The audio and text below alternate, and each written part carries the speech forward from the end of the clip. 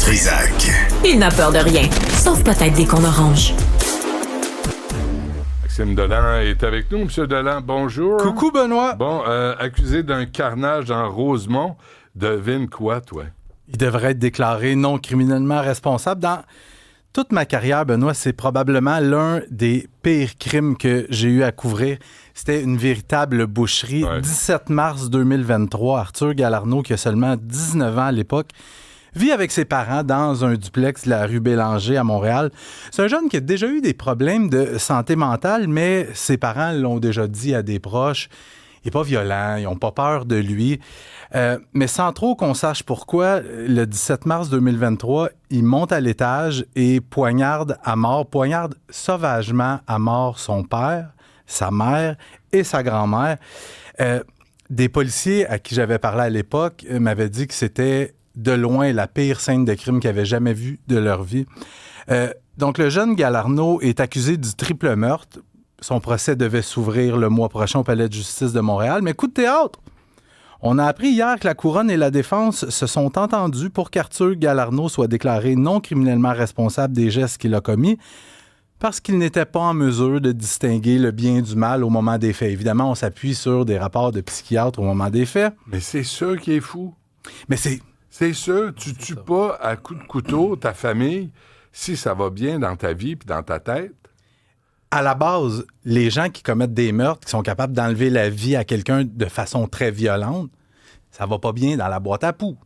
T'as Tu pas comprends? besoin d'être psychiatre là, pour comprendre ça. Non, mais là, la juge dans le dossier devrait confirmer le verdict au cours des prochaines semaines. La Couronne a déjà fait savoir qu'elle comptait demander à ce que Arthur Galarneau soit déclaré accusé à haut risque, ce qui ferait en sorte qu'on restreindrait au maximum ses sorties de l'Institut psychiatrique. J'espère. La défense entend contester ça, parce que selon la défense, c'est pas constitutionnel comme mesure. OK. Mais Fait que lui, il a plus de droits que les gens qu'il pourrait menacer ou qu'il pourrait attaquer. ben, pas plus tard, qu'en juin dernier, Benoît, il y a un Montréalais qui a été poignardé à mort dans le secteur de Montréal-Nord. Et c'était mon collègue Laurent Lavoie qui avait écrit l'article à l'époque. L'accusé dans ce dossier-là avait été reconnu non criminellement responsable du meurtre de son père qui avait poignardé à mort en 2009. Sérieux. Ouais. Et là, il s'est retrouvé en liberté et a poignardé quelqu'un Personne d'autre. n'a répondu de ça, hein? De cette décision. Ben, je pense pas. OK, tout va bien. Mais, Rien change. Tout va bien. Puis je sais que je t'en ai déjà parlé dans des précédentes chroniques. Le Québec est champion au Canada pour les verdicts de non-responsabilité criminelle. C'est à peu près 2 fois plus de verdicts comme ça qu'en Ontario. Et je t'ai fait juste une petite liste pour te dire... T'es fin. T'aimes ça, les listes, toi? Ah oui. Dans les 2 dernières années, des cas qui ont été largement médiatisés et avec des verdicts de non-responsabilité criminelle. Pierre-Ny Saint-Amand, qui fonce dans une garderie avec un autobus, tue 2 tipettes, en blesse 8 autres, déclarés non criminellement responsables. Emmanuel Gendron-Tardif, un jeune cinéaste montréalais qui a tué sa mère de 115 coups de couteau, déclaré non criminellement responsable parce que 115. il pensait qu'il était comme dans le show Truman, il pensait qu'il était la vedette d'une télé-réalité qui avait un film bon sur lui. Fabio Puglisi, à Vaudreuil-Dorion, un gars qui a été interné en psychiatrie, qui est sorti, qui prenait pas sa médication, qui a tué sa mère et qui a tué la voisine, déclaré non criminellement responsable. Steve Chassé, à Kakuna, dans le Bas-Saint-Laurent, est entré chez son voisin, l'a poignardé à mort, un voisin qui n'a pas demandé rien à personne, l'a tué, le poignardé à mort, le découpé en morceaux, est allé jeter les morceaux aux poubelles, non criminellement responsable. Carl Gauthier-Beauregard, à Sainte-Anne-de-la-Rochelle, en Estrie, il a torturé sa mère pendant des heures avant de finalement y trancher la gorge avec une scie ronde. Déclaré non criminellement responsable. Et tout ça, c'est dans les 2 dernières années.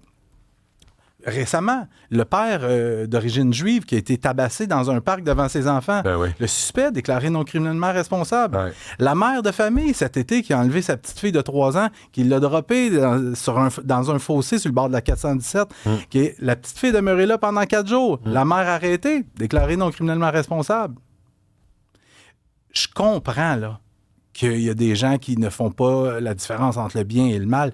Juste que ça fait beaucoup. On surpsychiatrise les gestes criminels. Ça se peut-tu qu'il y a bien des psychiatres qui sont là, puis des psychiatres de gauche, là, qui pensent pas qu'il y a des punitions qui se méritent. Mm-hmm. T'enlèves la vie de quelqu'un, tu tortures quelqu'un, t'abandonnes un enfant.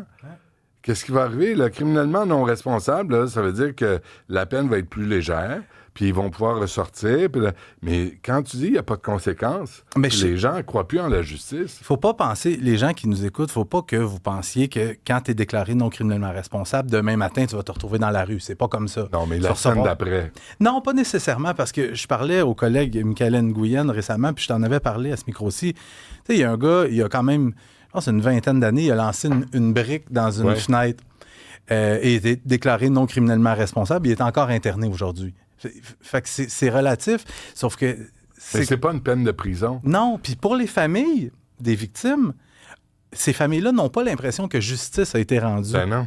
Quand on vient dire... Des crimes graves, là. Oui, puis quand on vient dire que la personne qui a enlevé la vie à vos proches, il faisait pas la différence entre le bien et le mal. Ben ouais, c'est pas de sa faute. C'est ça l'affaire. C'est de la faute à personne. Personne n'est responsable.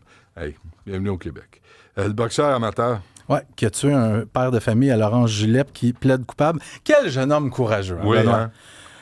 C'est tellement courageux de sucker puncher un monsieur alors qu'il ne s'y attend pas du tout. Il était 3, non? Il était 3. Il était 3. Je ne sais pas si tu as eu l'occasion de voir les images qui ont été rendues publiques et diffusées hier pour la toute première fois. Je vous avertis, c'est quand même difficile à regarder. C'est une histoire qui se produit en mai 2023. Il y a un père de famille qui est tué lors d'un coup de poing, un coup de poing. Il frappe de dos, lâche le trou de cul. Puis tu vois-tu le coup de pied à la fin? Son chum qui donne un coup de pied dans le visage du monsieur. C'est pas compliqué, là. Il y a 3 jeunes dans leur Audi A7. Ils roulent en cabochon sur la route. Le hasard veut que... Oh, merde.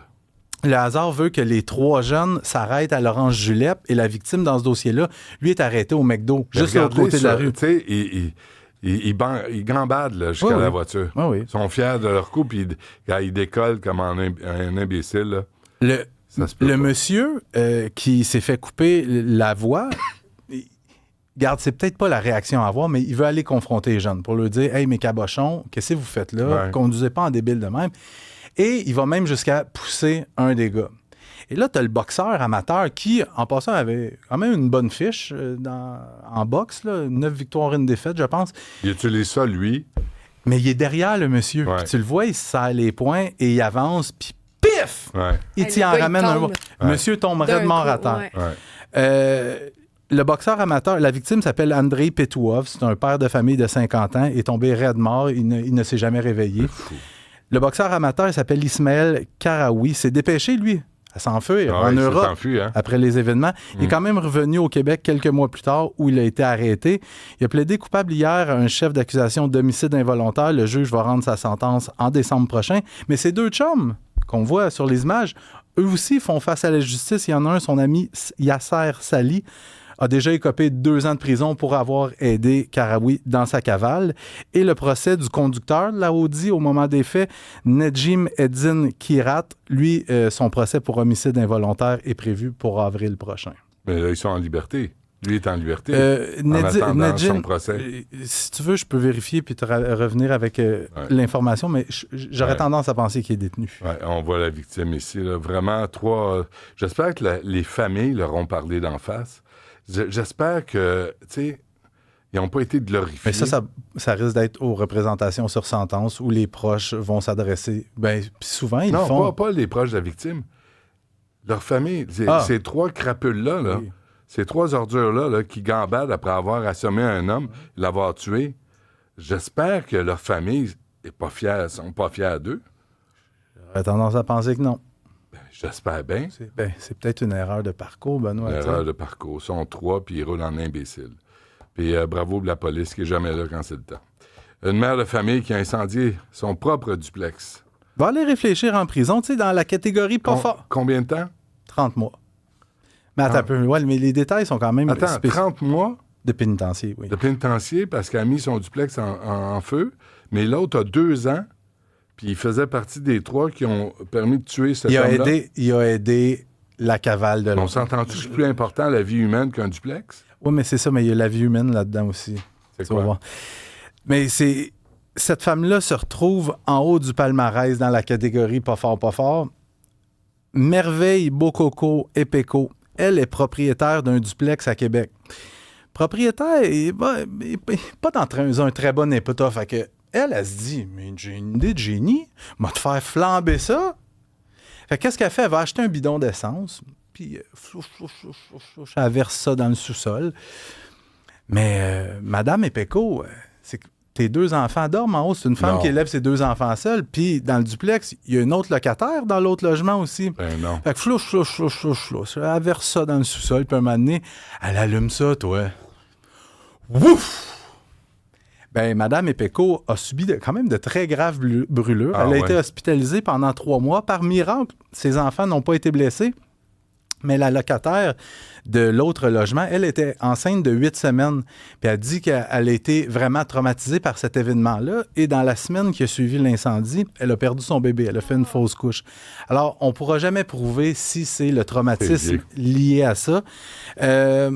Sauf que Merveille Bokoko Epeko a quand même reçu une peine de 30 mois de pénitencier. La défense demandait une peine à purger dans la collectivité. La juge a dit non. C'était trop des gestes insouciants, trop... elle n'a pas dit les mots imbéciles, mais de mettre la vie humaine en danger comme ça, c'est pas vrai que je vais vous envoyer à une peine Netflix, C'était plus peine simple de de prison rénover ferme. le Oui, duplex. oui. Merci, Maxime. À demain. À demain.